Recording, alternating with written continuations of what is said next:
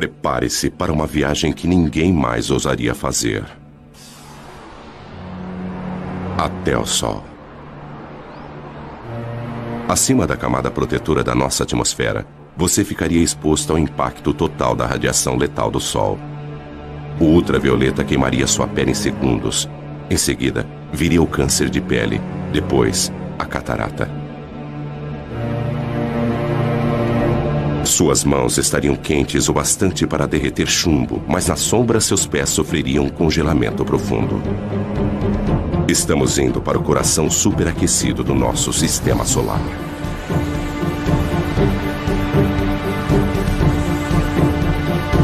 Aqui, forças invisíveis dão origem a arcos de fogo tão grandes que engoliriam a Terra.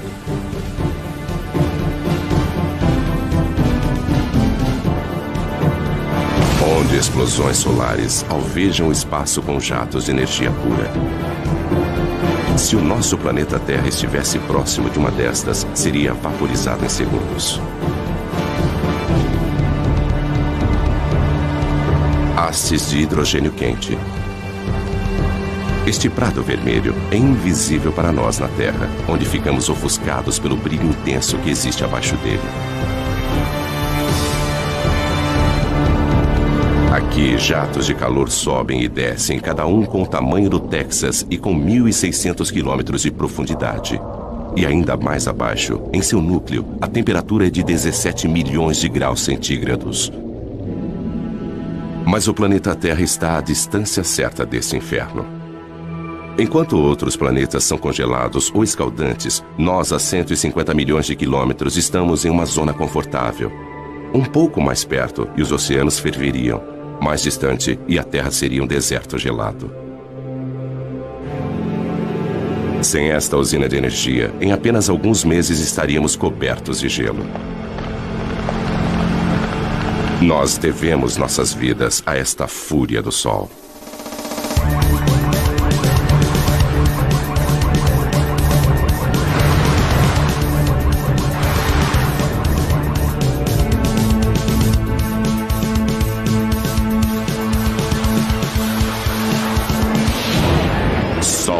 Indomável.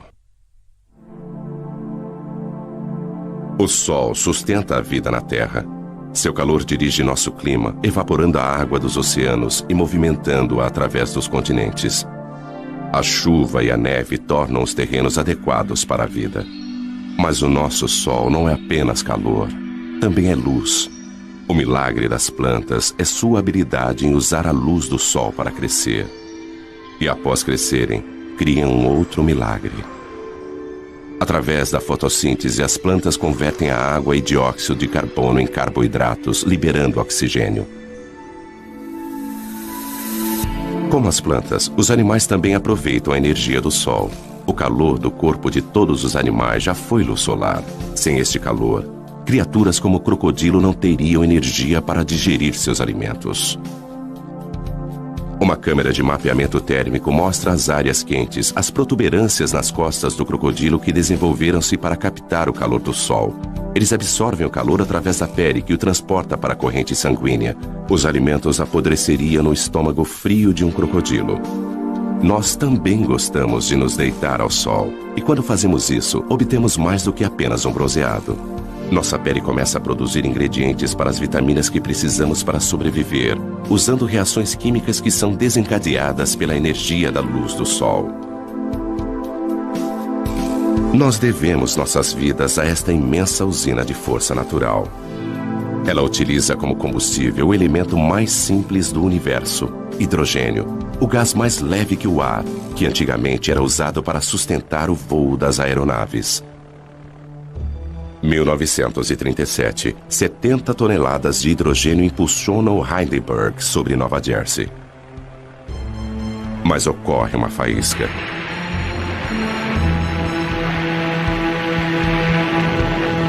O gás se incendeia numa reação química.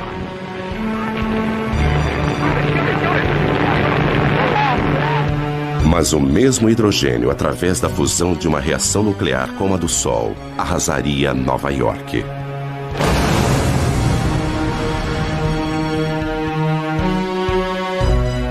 Por isso, o Sol é melhor observado a uma distância segura.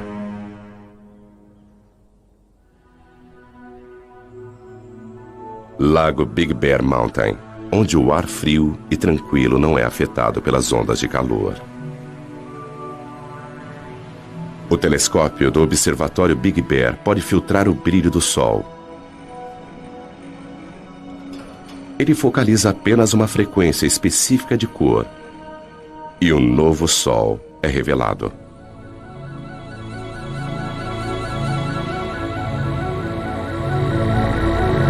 Deixando de ser um disco ofuscante e observando a luz emitida pelo hidrogênio quente, as características do Sol aparecem subitamente. Estas características refletem as variações do Sol, variações que, por sua vez, afetam a nossa Terra. As manchas pequenas e arredondadas são as áreas mais frias, manchas solares que localizam-se em uma superfície abrasadora. Labaredas, fissuras que se abrem, brilhando com mais calor à luz do hidrogênio.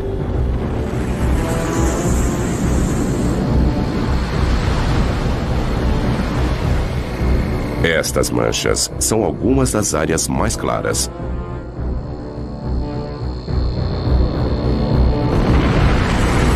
Imensos filamentos, arcos de gás erguendo-se acima da superfície.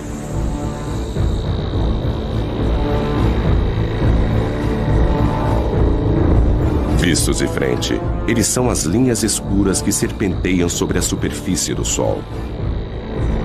Estas mesmas características, quando vistas contra a coroa, são chamadas de proeminências. Elas curvam-se para o alto, grandes o bastante para engolir a Terra. Os segredos do Sol são revelados pelo alcance da radiação que ele envia para o espaço. Há muito mais na luz do Sol do que nossos olhos podem ver.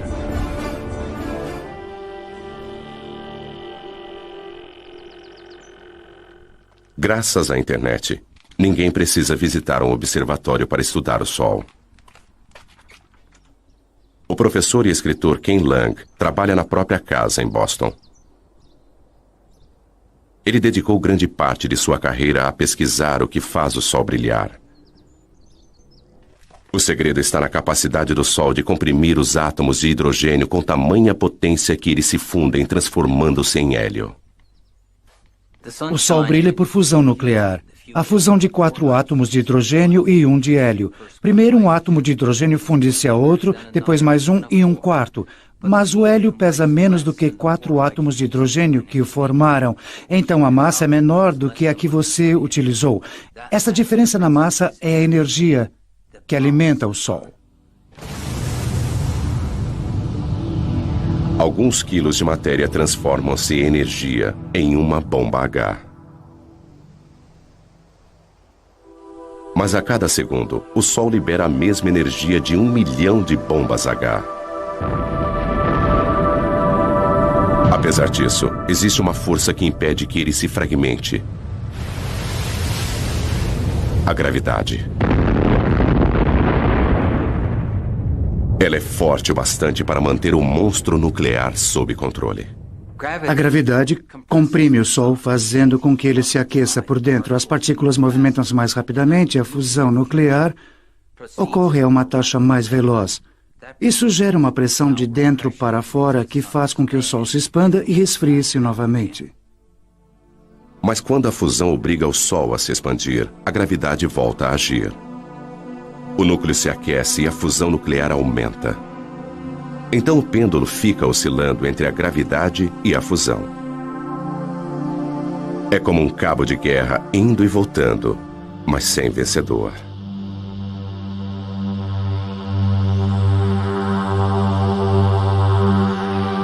Tudo começou há 5 bilhões de anos, quando a gravidade agrupou uma nuvem de poeira cósmica.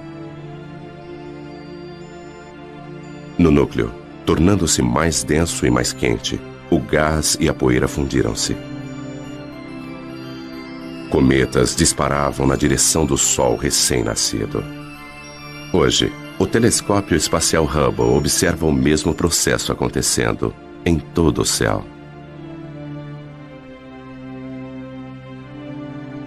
Nosso Sol é apenas uma entre bilhões de estrelas. O Hubble aproxima-se delas e nos mostra estrelas de todas as idades num ciclo de vida em que todas estão conectadas, porque as estrelas nascem de outras estrelas.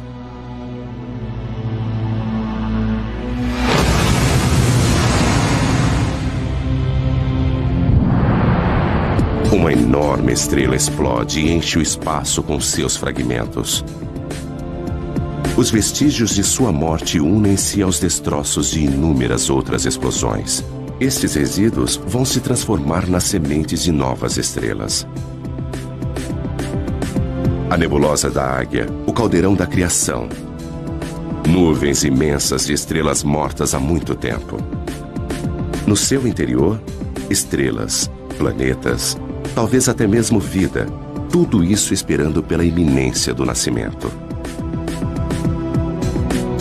Mas no gás e na poeira que formam a nebulosa de Orion, a gravidade já reuniu os destroços e deflagrou o fogo celeste. Novas estrelas com bilhões de anos para brilhar. Da história estelar universal, agora voltamos ao nosso Sol. O que se vê no Sol depende de como ele é observado.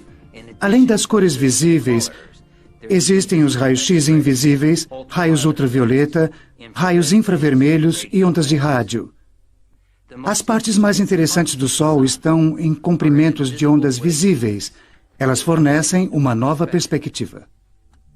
Da mesma forma que a sintonia de uma TV, cada novo comprimento de onda fornece uma nova imagem, uma vez que a maior parte desta radiação invisível é absorvida pela atmosfera. Nós lançamos satélites. 5, 4, 3, 2... Cabo Canaveral, dezembro, 1995. Espaçonave Atlas. O satélite Sorro paira no espaço em um ponto especial, a 1.600.000 quilômetros, onde a força gravitacional da Terra é tão forte quanto a do Sol. Este observador do Sol, alimentado pela energia solar, encontra-se equilibrado entre os dois. NASA, Centro Espacial Goddard. Os cientistas aqui estudam as imagens que o Sorro enviou para a Terra durante vários anos. Mas em 1998, o controle da missão perdeu estas imagens quando o Sorro girou em relação ao Sol e sua energia falhou. Tudo o que eles podiam fazer era aguardar e esperar que a espaçonave voltasse à posição de frente para o Sol. Lentamente, isso aconteceu. Imagens da galeria do Sorro. Se os nossos olhos pudessem ver a radiação ultravioleta, então a aparência do Sol seria mais ou menos esta.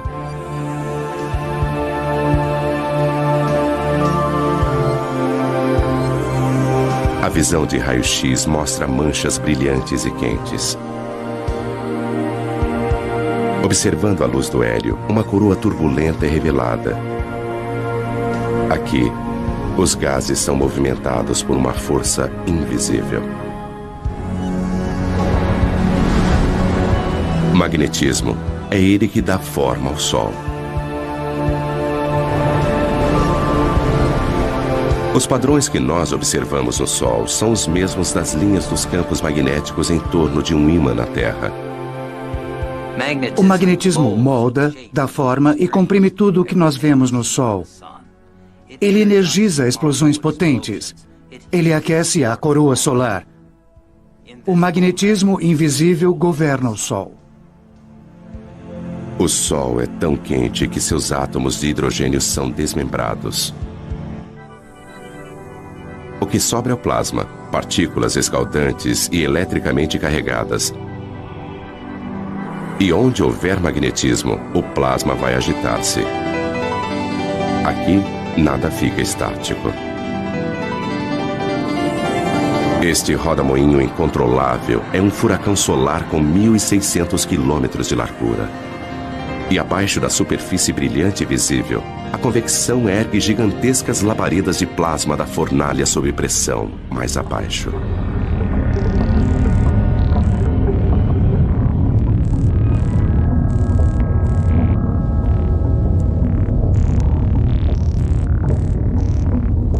Ainda mais fundo, o plasma abrasador, prisioneiro do campo magnético, serpenteia em rios de fogo.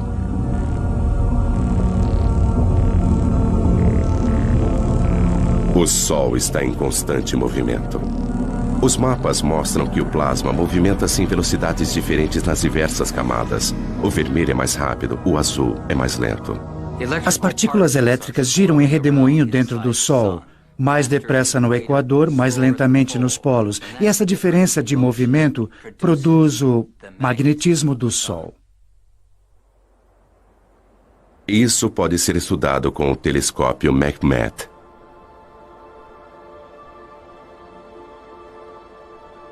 O coração deste observatório é um buraco na montanha, com um espelho no topo.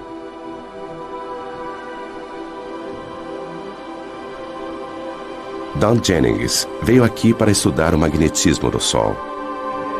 Apesar dele jamais alcançar a Terra, isso não vai impedi-lo.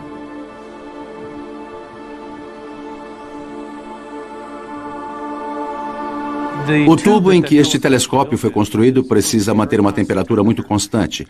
E, então, construindo dentro da montanha é como tê-lo dentro de uma caverna. O ar dentro do tubo não é tão turbulento e fornece uma imagem muito mais nítida. Ele tem um espelho no alto que capta os raios de sol e os envia a 90 metros de profundidade pela lateral da montanha até outro espelho que recebe o raio e o focaliza, formando uma imagem exatamente onde nós temos nossos instrumentos preparados.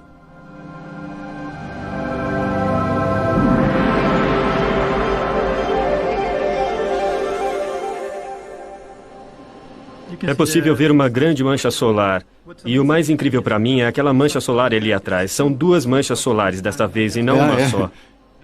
E como estamos planejando mapeá-las? Alinhe a fenda ali e deslize para... Dom e Pedro Sada são mapeadores de campos magnéticos. É um trabalho duro. A paisagem e as manchas solares mudam constantemente. Manchas solares são áreas em que o campo magnético é muito forte e a atividade na superfície solar é muito intensa. E nós queremos estudar a estrutura dos campos magnéticos na região das manchas solares e também observar como elas mudam de hora em hora, de um dia para o outro. Para estudar o objeto mais quente do nosso sistema solar, eles precisam ir para o outro extremo de temperatura.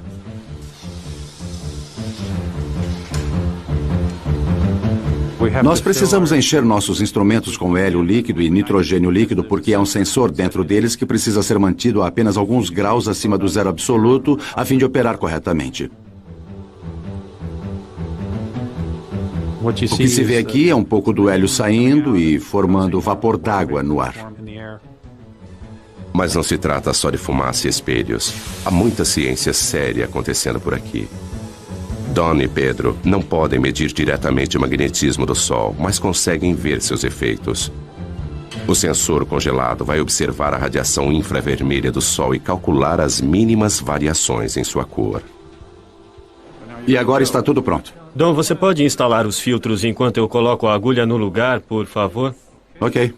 Campos magnéticos fortes alteram a coloração de algumas das luzes do Sol. Don e Pedro sabem qual deveria ser a cor, e observando o quanto ela mudou, eles podem mapear a força do magnetismo em torno de uma mancha solar.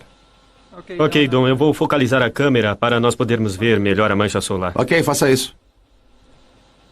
Eles criaram uma imagem de como o magnetismo se comporta em torno das manchas solares. O campo magnético proveniente daquela mancha solar é quase como uma fonte que eleva-se no centro, muito concentrado, depois se espalha. E geralmente as manchas solares ocorrem em pares, ou talvez mais. E o campo magnético é proveniente de uma das manchas, talvez como no Polo Norte, de um ímã, e passa para outra mancha, que seria o Polo Sul. Dentro do imenso ímã do Sol existem estes outros ímãs. O plasma do Sol rastreia as linhas de campos magnéticos entre os polos norte e sul.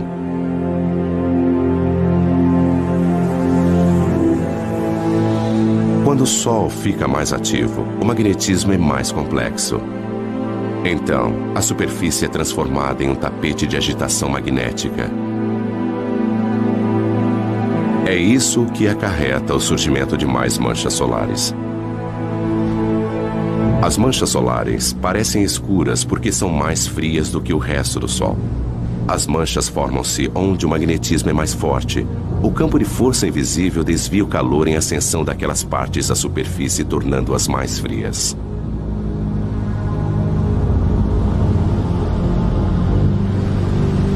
Se você pudesse entrar no centro de uma mancha solar, veria que ela apresenta uma ligeira depressão. Tem mais ou menos o formato de um prato.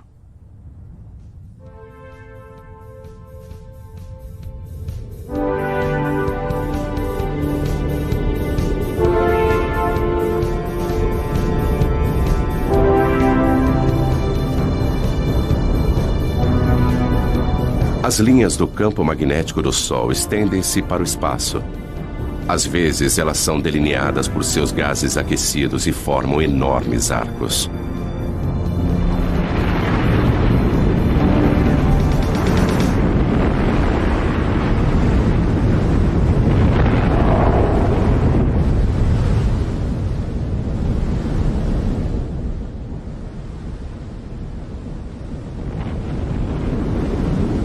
Estas são as proeminências. As linhas magnéticas agem como tramas invisíveis, atraindo o plasma para fora. Elas podem pairar sobre o Sol durante semanas. Se você pudesse se aproximar de uma proeminência, veria milhares de quilômetros, talvez um arco grande assim, com materiais flutuando ao longo do campo magnético. Não se vê o campo magnético, só se vê o material brilhante. Arcos de gás que poderiam ir da Terra até a Lua. As linhas de campos magnéticos, quando formam uma proeminência, seguem um padrão de forma igual ao que vemos em torno de um ímã, e é o mesmo padrão. Frequentemente, elas começam como pequenos arcos e depois aumentam. E durante um período de tempo, elas podem se desconectar, e o material então passa a flutuar no espaço.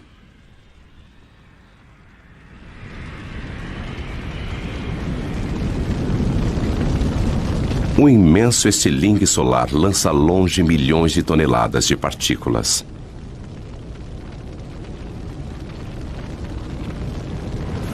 Pode até parecer lento, mas este plasma está a uma velocidade tamanha que poderia cruzar os Estados Unidos em menos de 1 minuto. Indicadores solares para 28 de outubro seguem. Fluxo solar 108 em Boulder A, indicador 10. Repetindo, fluxo solar 108. Boulder, Colorado. Este é o Centro Nacional Atmosférico e Espacial. No Centro de Operações Atmosféricas do NOAA, nós monitoramos 24 horas por dia e 7 dias por semana. O indicador Boulder K0 100 horas UT em 29 de outubro era 3. Repito, Hoje, 3. Courtney Williamson é o meteorologista do centro. Outras pessoas pesquisam e mapeiam as atividades do Sol. Uma das nossas preocupações é a atividade explosiva do Sol. A atividade solar vai estar baixa. Estas áreas mais claras são áreas de campos magnéticos muito fortes. E às vezes estes campos magnéticos tornam-se muito carregados. Quando isso acontece, eles precisam liberar energia e fazem isso na forma de uma explosão solar. 8 minutos após uma explosão, a Terra é bombardeada por raios-x e ultravioleta que causam pane nas telecomunicações.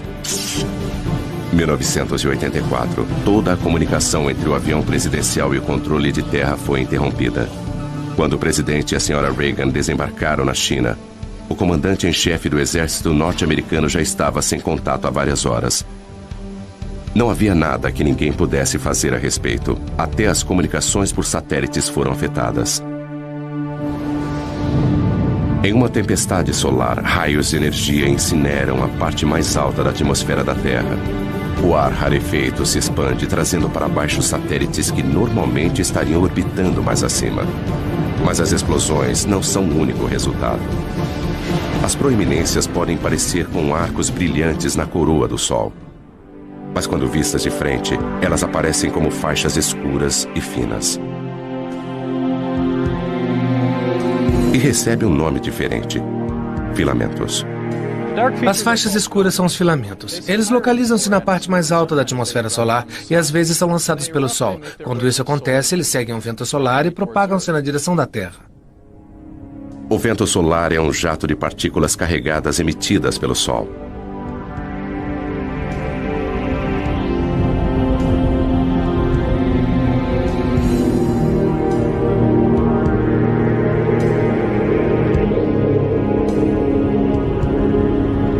Nossa estrela sofre constantes explosões, enviando milhões de toneladas de elétrons e prótons para o espaço a cada segundo.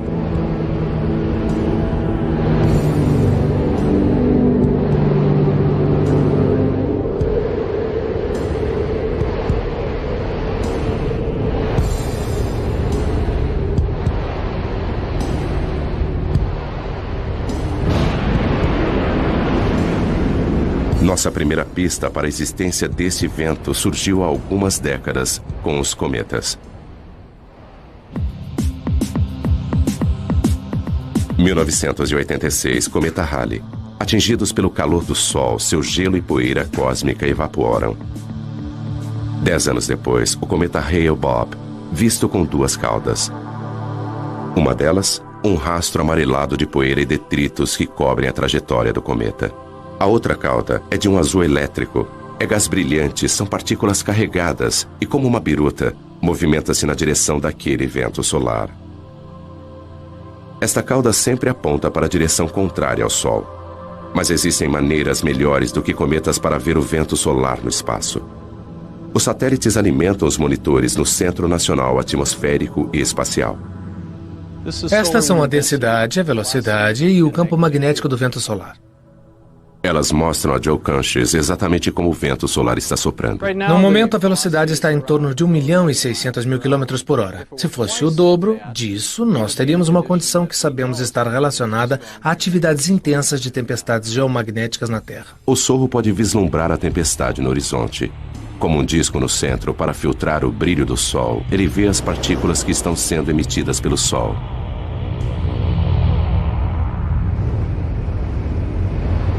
Elas atingem o sensor da câmera e faiscam.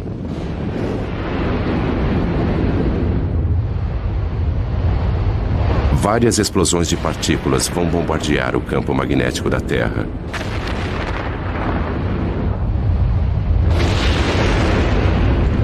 Isso tem um preço, às vezes com consequências devastadoras para o planeta.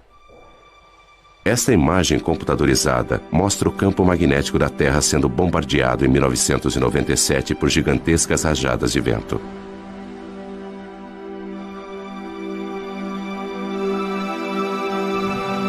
O campo magnético normalmente calmo, mostrado aqui em cinza, sacode violentamente conforme as ondas de partículas o atingem. Tempestades como estas podem derrubar nossas centrais de energia elétrica. As mudanças bruscas no campo magnético agem como um dínamo, gerando eletricidade nos cabos de alta tensão. Os circuitos falham ou queimam. Quebec, 1989. Esta manhã, 6 milhões de pessoas em toda Quebec acordaram na escuridão. Os funcionários da Hydro-Québec acham que o blackout foi causado pelo Sol. Escuridão em Montreal. Mas luzes para o resto da América do Norte.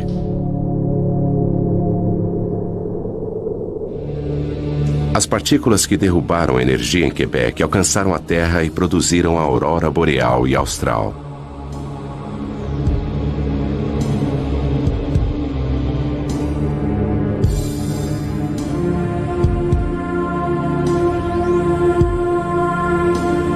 Elétrons em alta velocidade jorram pelas linhas de campos magnéticos da Terra. Como a eletricidade que faz brilhar uma lâmpada de neon, eles colidem com o oxigênio da nossa atmosfera e brilham.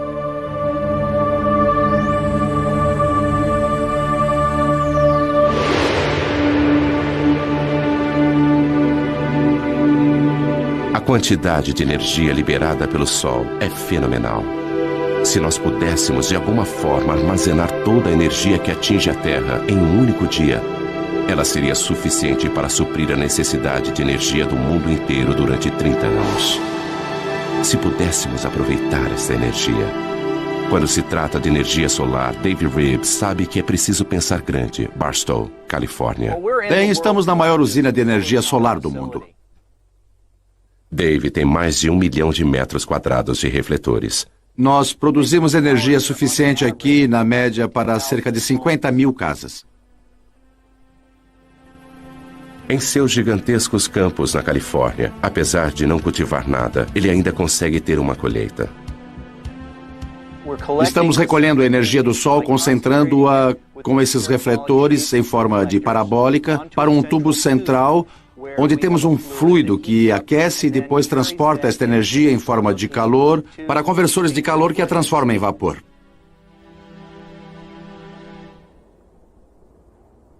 O fluido dentro do tubo é óleo, aquecido pelo calor do Sol. Mais quente do que chumbo derretido, cada metro quadrado de refletores capta energia suficiente para alimentar 5 aparelhos de TV.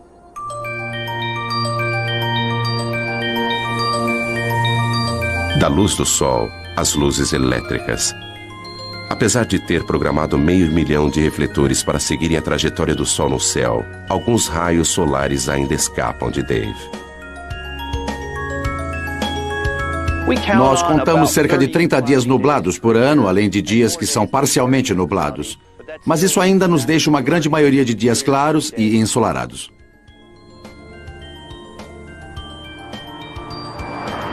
A energia solar jamais vai fornecer toda a nossa eletricidade. Mas por que tentar captar a energia de uma estrela a 150 milhões de quilômetros de nós? Algumas pessoas querem uma estrela um pouco mais próxima.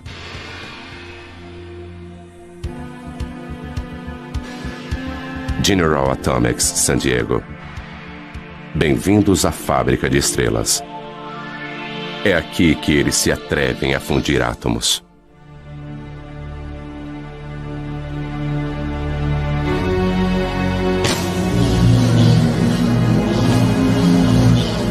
Em um certo sentido, nós somos como uma mini fábrica de estrelas. Nós produzimos algumas coisas muito quentes aqui, muito mais quentes do que qualquer outra coisa na Terra. Rick Lee vai entrar na pequena câmara, onde os cientistas estão tentando produzir uma estrela na Terra. Ele veste roupas protetoras para manter a asepsia. Um contágio a 200 milhões de graus de temperatura causaria danos inimagináveis. Esta fábrica de sóis é a última tentativa de um sonho de 50 anos, uma fusão nuclear controlada. É um monstro da engenharia. Tudo isso para tentar reproduzir o que o Sol faz todos os segundos e todos os dias. Apesar de ser um cientista, para embarcar nesse projeto, Rick precisou aperfeiçoar-se em uma arte. Bom, é meio apertado aqui. É como dar à luz. Mas se eu ficar de lado e for avançando por aqui... Espera. Girando um pouquinho... Colocando os pés aqui em cima e andando pela parede, não é assim tão difícil. O Sol comprime os átomos juntos com a gravidade. Rick utiliza uma outra força.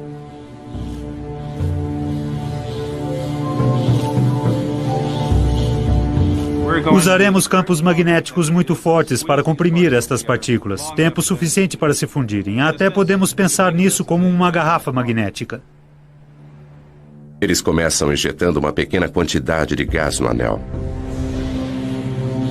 Eles usam eletricidade para separar seus elétrons e transformá-los em plasma carregado eletricamente. Então ele pode ser movimentado através do magnetismo. Vai encher quase até aqui. E depois nós vamos ligar os eletroímãs lá fora que vão produzir campos magnéticos para comprimir o plasma quente até esse tamanho, onde a parte mais quente, a parte mais densa, ficará assim do tamanho da minha cabeça. Mas apreender o plasma com magnetismo já foi comparado a segurar gelatina com elásticos. Atualmente, eles só conseguem manter a fusão por alguns segundos. É incrivelmente sedutor criar um Sol na Terra, porque o combustível, hidrogênio pesado, é barato. É uma variedade de hidrogênio que ocorre naturalmente na água do mar. Controlando a fusão, esta seria uma fonte barata de energia para as gerações futuras. Eclipse no Caribe. Uma coincidência cósmica. A Lua está com o tamanho e a distância perfeitas para encobrir o disco brilhante do Sol.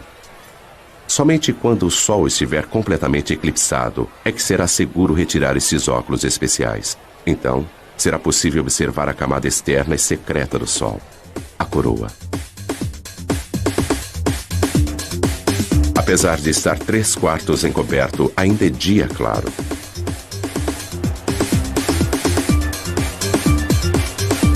A escuridão diurna abate-se sobre Curaçao.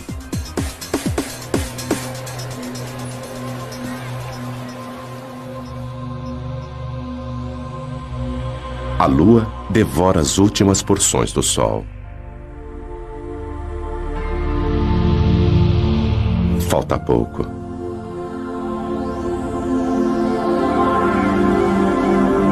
Agora, com o brilho encoberto, a coroa, a camada externa branca e brilhante do sol, está visível.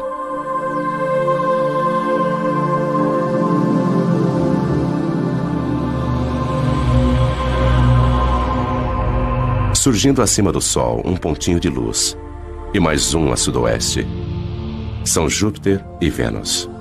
Apesar da Terra estar na escuridão, estes dois planetas, a milhões de quilômetros de distância, estão no lado iluminado do Sistema Solar. Mais abaixo, às 2 da tarde, está escuro como a noite. Imagens de um outro eclipse. Nem todos os campos magnéticos são arcos fechados. Alguns estendem-se para fora e a coroa os segue em raios. As linhas magnéticas lançam-se para o espaço e às vezes é possível ver uma proeminência.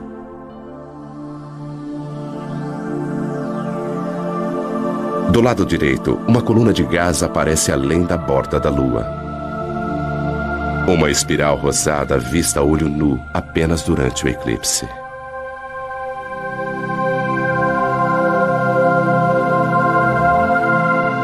Mas o eclipse no Caribe termina em apenas alguns minutos. É como um anel de diamante, quando os primeiros raios do Sol incidem sobre os vales da Lua. Os cientistas gostariam de ver a coroa todos os dias, mas os eclipses são raros e difíceis de acompanhar. Então eles os produzem. Há 70 anos, neste belo observatório francês, eles tiveram a ideia de colocar um pequeno disco na frente do telescópio a fim de criar um eclipse mesmo com o Sol brilhando.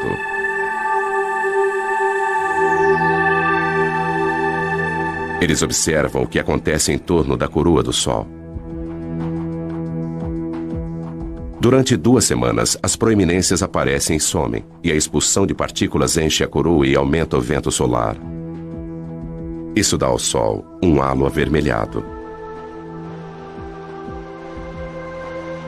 Fora da nossa atmosfera, o satélite Sorro consegue uma imagem ainda mais clara. Combinando isso com uma imagem do Sol,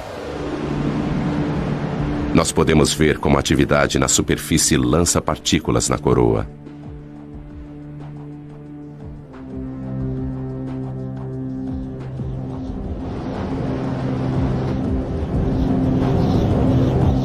Mas a radiação e os ventos não são as únicas coisas que o Sol emite. Partículas minúsculas, os neutrinos, jorram do cerne nuclear. Um subproduto da fusão. Eles são como o resíduo do escapamento de um carro, que podem nos indicar como o motor nuclear está funcionando. Sudbury, Ontário. O Observatório de Neutrinos Solares. Durante 3 anos, a mais de 1,5 km de profundidade, eles escavaram uma imensa caverna com 10 andares de altura. O coração do detector, onde eles esperam capturar alguns neutrinos, é um gigantesco tanque de água. Se nossos olhos pudessem ver os neutrinos, eles choveriam com mais violência do que a pior nevasca imaginável. Nada entra em seu caminho. Atravessar 2.000 metros de rocha não é nada para essas partículas.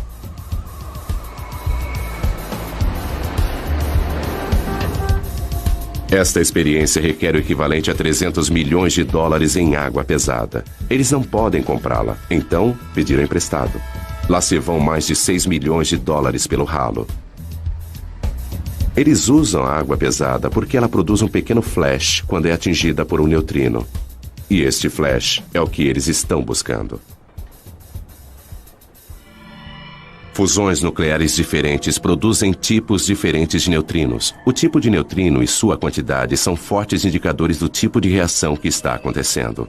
Nenhum outro experimento pode nos contar tanto a respeito do núcleo do Sol. Existem cerca de 100 bilhões de neutrinos passando através da ponta do meu dedo a cada segundo. Mesmo assim, com 1000 toneladas de água pesada, o melhor meio para detectar neutrinos no nosso detector só acontece uma vez por hora, de um neutrino produzir um flash de luz que nós podemos observar. Descendo, no nosso caso, a uma profundidade de 2.000 metros, nós temos um grande paredão de rocha para evitar que os raios cósmicos atinjam o nosso detector. Assim, se colocássemos o detector na superfície da Terra, ele brilharia como a aurora boreal.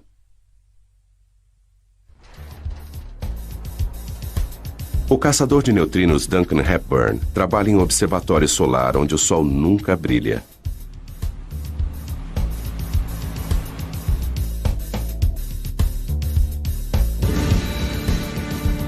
Mas além de desvendar os segredos do núcleo do Sol, este experimento também vai nos contar a respeito dos próprios neutrinos. Com este conhecimento, estaremos no caminho para saber o destino final do cosmos. O observatório de neutrinos precisa ser um lugar extremamente limpo. Tudo no mundo é radioativo, em certo grau, em níveis baixos. E a nossa defesa é manter o lugar extremamente limpo para que não caia nenhuma poeira no detector. Este laboratório subterrâneo é mais limpo do que uma sala de cirurgia. Duncan precisa se higienizar. Todo mundo que entra toma um banho. O mecanismo básico para detectar um neutrino é: ele vem do Sol, através de nossa Terra, para dentro da água pesada. Água pesada, mas os átomos de hidrogênio desta água têm um nêutron extra. Esse nêutron é o alvo. Quando é atingido por um neutrino, uma partícula de alta velocidade é liberada. Pense nisso como um jogo de bilhar e de repente nós veríamos uma bola correndo muito rápido. Ele produz um cone de luz azul. Portanto, em torno do tanque de água pesada, colocamos 10.000 sensores de luz que estão sintonizados para captar esta luz azul e contar sua incidência.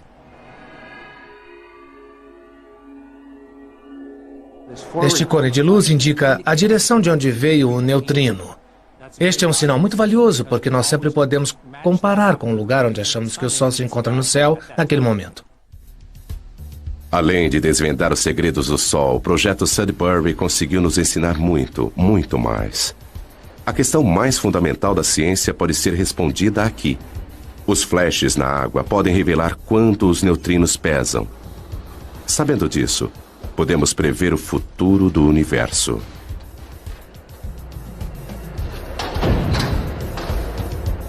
Existem mais neutrinos do que qualquer outro tipo de partícula no universo. Se eles possuírem uma massa, mesmo que minúscula, isso pode influenciar a atual expansão que está acontecendo desde o Big Bang e talvez até gerar um Big Crunch há bilhões de anos no futuro. Mas qualquer que seja o fim do universo, a morte da nossa estrela acontecerá bem antes.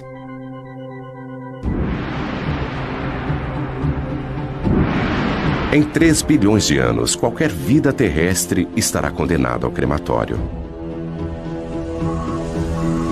O Sol perderá seu equilíbrio e o pêndulo vai se alternar entre a fusão e a gravidade.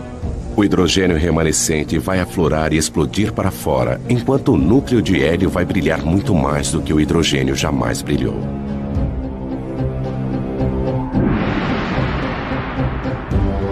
Com a expansão do Sol, os planetas mais próximos serão incinerados. As calotas de gelo de Marte derreterão.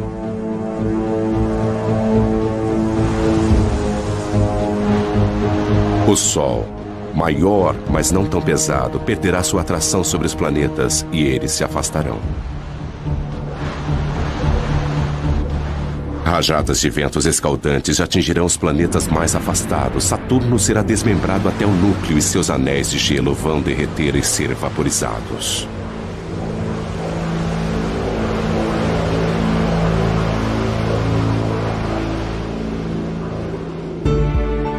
Antigo gigante, Júpiter agora parece modesto, encoberto por sua lua Europa, cuja calota de gelo derreteu e transformou-se em oceanos. O sistema solar está irreconhecível. O Sol consome a si mesmo agora, tornando-se uma anã branca, alimentando-se das cinzas elementares das fusões anteriores. Em sua fase final, ele lança imensos jatos de poeira cósmica e os resíduos de sua morte alcançam muito além de seus antigos planetas. A ampulheta esgotou-se para o sistema solar. O Sol, que nutria e proporcionava vida para seus filhos, agora os devora. E ele lança suas cinzas ao vento cósmico para que sejam reunidas em nuvens e depois formar novas estrelas, novos planetas e talvez nova vida.